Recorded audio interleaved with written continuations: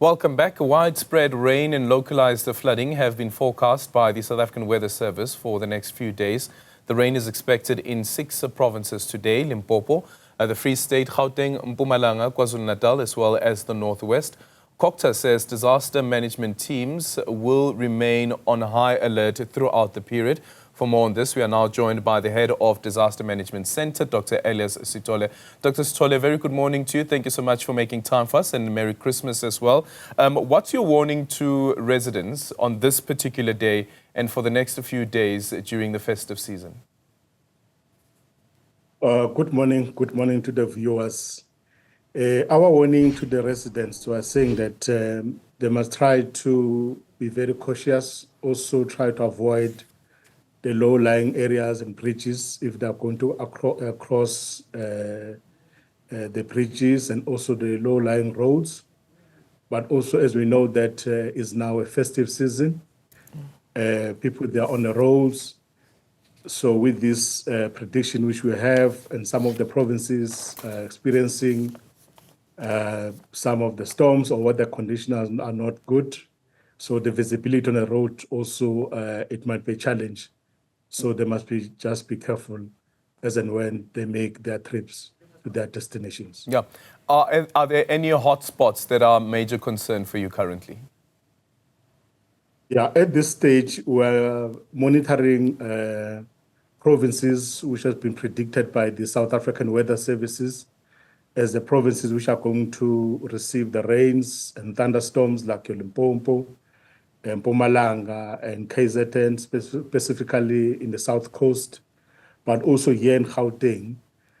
We've been experiencing some thunderstorms, and also other part of Free State and the Northwest.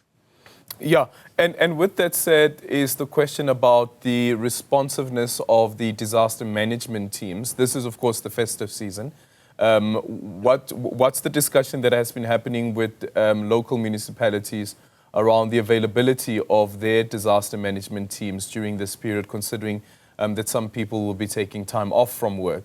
But what happens with the disaster management teams? Yeah.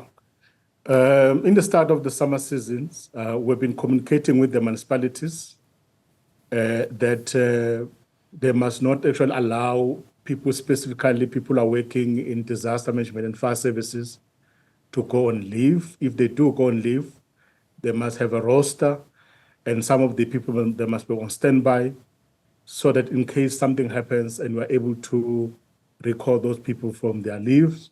So at the municipality levels, we have enough capacity to respond to whatever any eventualities which we might experience. But also not only at the municipality, but also we've made sure that even at National Disaster Center, we have capacity so that we can support provinces and also the municipalities.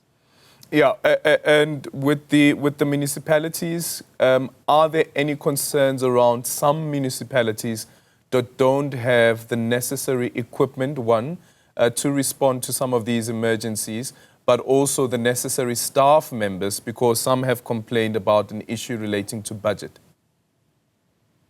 Yeah, we do know that some of the municipalities, they've got a challenge in terms of the capacity. But what we have done, we are working with other stakeholders as well to augment the capacity of those municipalities which are struggling in terms of the capacity and also in terms of the equipment. So in other provinces, you do have one municipality which is more capacitated than the other. So we're able actually to augment or move the resources, and if need arises, so that that municipality which is challenged in terms of the capacity is able to be assisted and respond to that particular incidences or the disaster. Yeah, and the provinces themselves being able to assist each other. Remember that there was an idea that was mooted around mutual assistance, for instance, between the Western Cape as well as KwaZulu-Natal. Is that still in place? Definitely, that one is still in place. The Western Cape, Eastern Cape, KZN, because those are coastal provinces.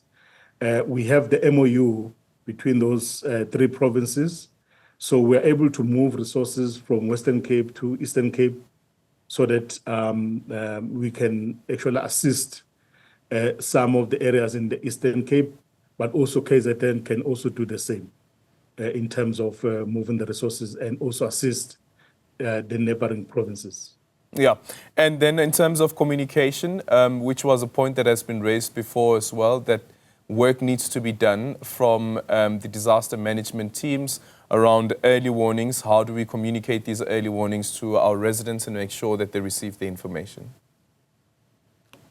Yeah, the issue of communication, it has been work in progress because we've learned from the past incidences or disasters that we communicate early warnings, but then communities, they don't really take those early warnings serious, or they do take them serious, but then they take chances and say maybe it is not going to happen. So this time around, we've intensified the communication, but also we continuously urge the communities and the citizen to take the early warning serious, because these early warnings is not about us communicating, but we have identified the hotspots, and then as and when people go to those areas which we have identified as hotspots, then they must know that how they can actually behave in those areas.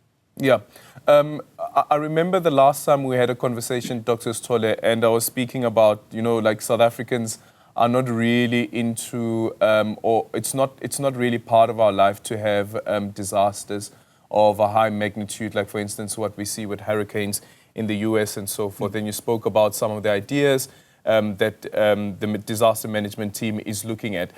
Has the disaster management team looked at, for instance, when it comes to building regulations as well, that what should be happening there? Because that too, we see that with the climate change and the impact of climate change leads to some infrastructure being damaged, but this is due to the infrastructure not necessarily being responsive to what's happening in terms of climate change. Yeah, we've made sure that most of the municipalities, they have what we call it a disaster management plan. In those plans, we have contingency plans, but also in those plans, we normally do risk assessment where we identify the hotspots or areas which are at risk. So we work with the municipalities so that the people, they don't reside in those areas. But we have seen in some of the provinces, people, they tend to go and reside to those vulnerable areas. When something happens like floods or fires, then they become affected. So what we've been doing, we've been working very close with the provinces and the municipalities to make sure that at least if there's an informal settlement, as an example, we can do it what we call it blocking, where there's a space between the shacks, so that if one shack's caught fire, that fire is not automatically moved to the next shack. But also, coming back to a question whether any regulations where we can implement them so that people, they don't reside to those areas. There are bylaws which we have in the municipalities, but also there are areas which we have identified as risk areas. So we've been working with the municipalities to make sure that moving forward, no one occupy areas which we have identified as risk areas. But the ones which they have already been occupied, there is a work in progress in terms of how best we can actually deal with those kind of areas. Yeah, because sometimes what we find is that the developers, of course, would need the go-ahead from municipalities to develop, sometimes even on coastal lines and low-lying areas. And they actually do get the permission and the permits to go ahead with the construction, even knowing very well that actually that this area could be prone to floods. Yeah, that's why I was saying that the exercise which we have been embarking on in terms of involving the municipality very close to disaster management, so that when they do the environmental impact assessment, and that process is actually stringent, so that any area which they've identified which is not suitable for residential areas, actually they don't build houses there. Where, for example, people, they've reside there, then we need to find a way in terms of how best we can relocate those people to other areas. But then we barricade that area which we have removed the people, because in the past, we've seen that you relocate people to other area, then new people will come and occupy that area. So at the end of the day, we are not solving the problem. But that is the process which we have been embarking on in terms of dealing with those challenges.